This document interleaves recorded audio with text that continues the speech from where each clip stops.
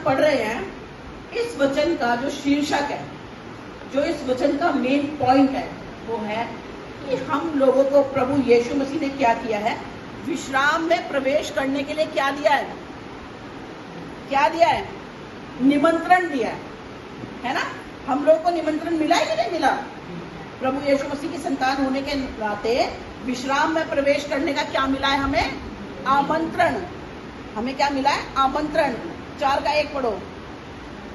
इसलिए जबकि उसके विश्राम में प्रवेश करने की प्रतीक्षा अब तक है, तो हमें डरना चाहिए। मतलब कि हमें क्या रहना चाहिए? सावधान। क्या मतलब हुआ? सावधान।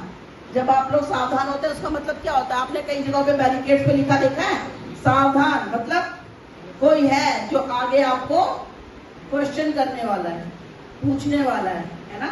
सावधान करके लिख देते हैं, जैसे कि कोई गड्ढा होता है या कोई जगह होती है तो वहां सावधान लिख देते हैं ना। उसी प्रकार से यहाँ पे क्या लिखा जा रहा है कि आप लोग क्या हो जाए, तैयार हो जाए। सेकंड पॉइंट है मेरा 4 का, हम लोग 9 पे पढ़ेंगे। अतः जान लो कि परमेश्वर के लोगों के लिए सब्त का विश्राम बाकी है। क्या मतलब हुआ इसका? कि विश्राम अभी भी हमारे लिए क्या है? अवेलेबल है।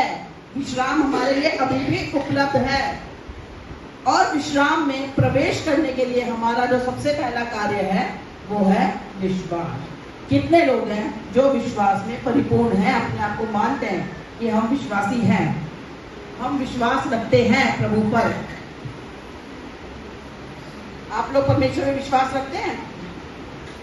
ओके, मैं आपसे एक क्वेश्चन पूछना चाहती हूँ। बहुत अच्छी बात है कि हमारी कलीसिया में सभी लोग परमेश्वर में विश्वास रखते हैं। अगर मैं आपसे कहूँ, जैसा कि परमेश्वर की परीक्षा हुई थी 40 दिनों में, क्या किया था शैतान ने? प्रभु यीशु मसीह को मंदिर के कंगूरे पे चढ़ाया था और कहा था कि तू अपने आप को गिरा दे। तेरे विषय में कहा गया है कि स्वर्गदूत तुझे हाथों हाथ उठा लेंगे, है ना, और तुझे कुछ भी हानि ना होगी। आपको क्या लगता है, क्या आप परमेश्वर की संतान हो तो परमेश्वर आपको नहीं बचाएगा? हाँ या ना? बचाएगा। तो क्या हम में से कोई इस छत पे से कूद सकेगा?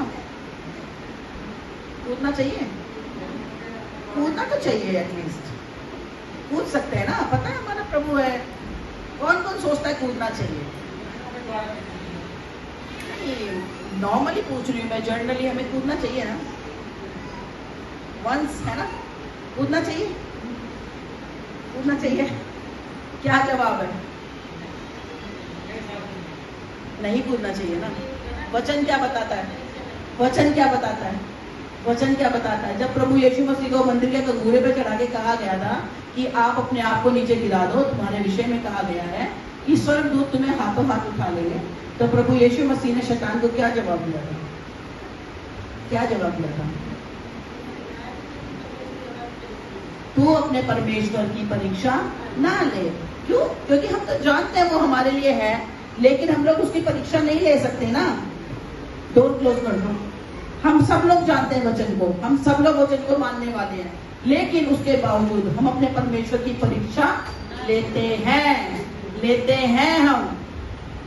तू ऐसा कर दे तो मैं ये कर दूंगा, अगर तू मेरी ये बात मान जाएगा तो मैं तेरे भवन में ये कर दूंगा। सब विश्वासी ऐसा करते हैं, एवरीवन। मैं एक एक नाम बता सकती हूँ। प्रभु तू ऐसा कर दे तो मैं ये कर दूंगा। हमें ऐसे करने का अधिकार है, ऐसा करना चाहिए। Being a Christian, being a प्रभु यीशु मसीह का विश्वासी, हम लोग ऐसा करते हैं? ऐसा कौन लोग करते हैं? अगर मैं पास हो गई तो हर मंगलवार को बूंदी चढ़ाऊंगी। कौन करते हैं?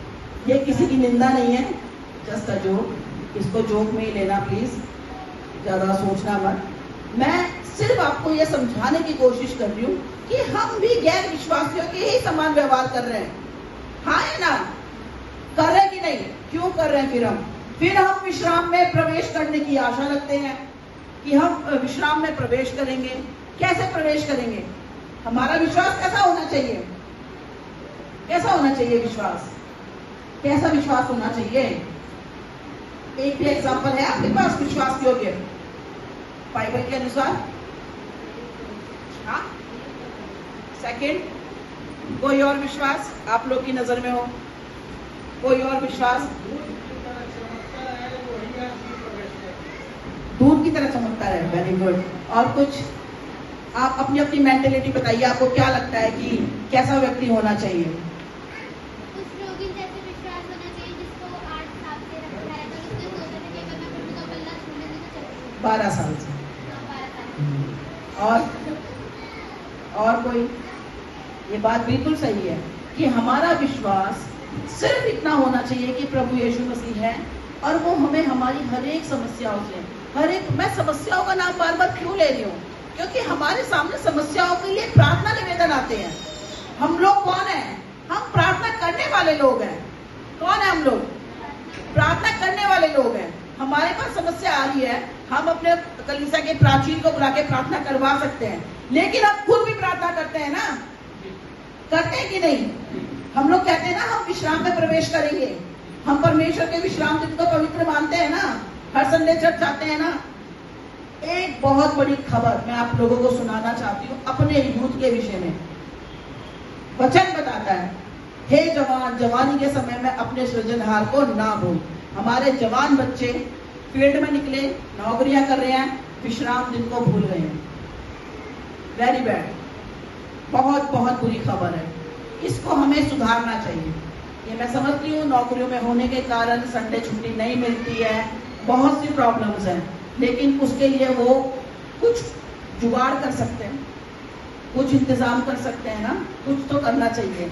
मे भी उन लोगों से रिक्वेस्ट कर सकते हैं, बातचीत कर सकते हैं, कोई समय में आने के लिए या कॉम्प्रोमाइज करने के लिए तो है, हम लोग कर लेंगे, हो जाएगा। लेकिन हमसे नहीं ना, परमेश्वर से मुलाकात करनी है, प्रभु को जवाब देना है। हमको क्या फर्क पड़ने वाला है? काम तो जो होना है वो हो ही रहा है, वो बात नहीं है। लेकिन जब हमारे बच्चे अपने बेटे को क्या दे, वो शिक्षा दे जिस मार्ग पे उसको हमें चलना सिखाना है ना? हम अपने बेटे को किस मार्ग की शिक्षा देते हैं? किस मार्ग की शिक्षा देते हैं? उस मार्ग की शिक्षा देते हैं जिस मार्ग पे हम चाहते हैं कि हमारा बेटा चले।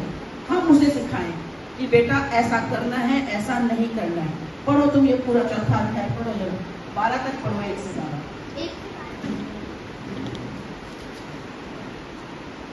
इसलिए जबकि उसके विश्राम में प्रवेश करने की प्रतिज्ञा अब तक है, तो हमें डरना चाहिए। ऐसा ना हो कि तुम में से कोई जन उससे वंचित रह जाए, क्योंकि हमें उन्हीं की तरह सुसमाचार सुनाया गया है। पर सुने हुए वचन, हालेलुया, हम लोगों को क्या किया गया है? उन्हीं की तरह सुसमाचार सुनाया गया है। किन की तरह? जिस समय में वो इजराइलियों को निकाल के लाया था, उस समय में वो उनका क्या था? मसीहा। उसने उनको क्या किया था? बचाया था। उस समय में वो कहाँ थे? गुलामी में। उस समय में वो उसके पीछे हो लिए थे, उस समय उसने उसकी बात को मान लिया था। लेकिन जब वो बाहर निकले तब उन्होंने क्या शुरुआत की थी? क्या किया था उन्होंने? क्या किया था भाई?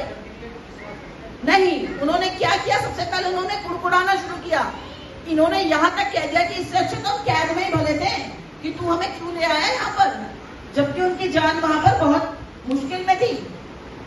वो लोग वहां पर गुलाम थे, पानी नहीं मिलता था, खाने को नहीं मिलता था, नगर बना रहे थे, ईंटें बनाते थे वो लोग, और उनको उस गुलामी से निकाल के मूसा लेकर आया। तो उनको क्या मिला? उन्होंने मूसा को ही कोसना शुरू किया, और उनके कोसने के कारण जो वो हमारा प्रॉमिस लैंड है, वहां पर मूसा खुद प्रवेश नहीं कर पाया, वो खुद रास्ते में मर गया। जानते हो क्यों?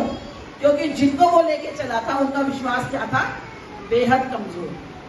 वो 40 दिन के लिए सीने पर्वत पे गया, परमेश्वर से बातचीत कर रहा था, 10 आज्ञाएं लेकर आया। उतनी देर में उन्होंने क्या किया? उन्होंने एक मूर्ति बनाई और उसकी आराधना करनी शुरू कर दी, है ना? तो सेम चीज हमारे पास भी वचन है, हमें वचन सुनाया जाता है, हम वचन को जानते हैं, लेकिन कोई भी ऐसी बात, कोई भी ऐसी हमारी गलती जिसके कारण क्या हो हम प्रवेश ना कर सके। ऐसा मैं आपको एग्जाम्पल के लिए मूसा का उदाहरण दे रही हूँ। हम जानते हैं लेकिन हम उसको क्या नहीं कर रहे हैं? फॉलो नहीं कर रहे हैं। पढ़ो उसको बेटा आगे। और